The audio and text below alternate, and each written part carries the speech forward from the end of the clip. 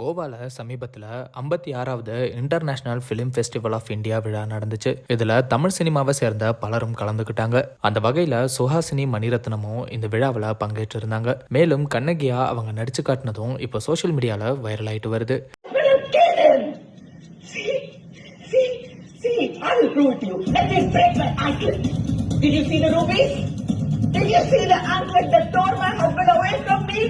Did you see the travesty of injustice meted out with the Pandian?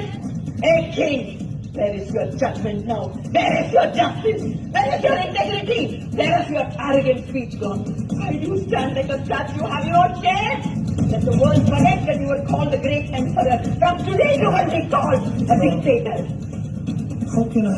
இவங்க கண்ணகியா இங்கிலீஷ்ல பேசி நடிச்சது இப்போ பேசு பொருளா மாறி இருக்கு. சிலர் இங்கிலீஷ்ல இந்த நாடகத்தை பண்ணாதான் மற்ற மொழியில பேசுறவங்களுக்கும் கண்ணகி பத்தி தெரிய வரும்னு சுஹாசினிக்கு ஆதரவா பேசிட்டு வராங்க. இன்னொரு பக்கம் சிலர் இங்கிலீஷ்ல பேசி நடிச்சது ரசிக்கும்படியா இல்ல, நடிப்பும் அந்த அளவுக்கு இல்ல அப்படின்னு விமர்சனம் பண்றதையும் பார்க்க முடியுது. இந்த ஒரு சூழ்நிலையில சன் டிவில எதிர்நீச்சல் சீரியல்ல ரேணுகா கேரக்டர்ல நடிக்கிற பிரியதர்ஷினி சுஹாசினி அவர்களோட கண்ணகி பெர்ஃபார்மன்ஸுக்கு மறைமுகமா பதிலடி கொடுக்கிற விதமா ஒரு வீடியோவை ஷேர் பண்ணியிருக்காங்க. பிரியதர்ஷினி கலைஞர் டிவி ப்ரோக்ராம்ல கண்ணகியா நடிச்ச வீடியோவை அவங்க இன்ஸ்டாகிராம் அக்கௌண்ட்ல ஷேர் பண்ணிருக்காங்க. ஷேர் பண்ணி கேப்ஷன்ல பூம்புகார் படத்துல இருந்து கண்ணகி சீனை நடிச்சதுக்கு இன்னுமே பெருமையா உணர்றேன். கலைஞர் கருணாநிதியோட சக்தி வாய்ந்த வார்த்தைகள் இன்னுமே ஆழமா இருக்கு.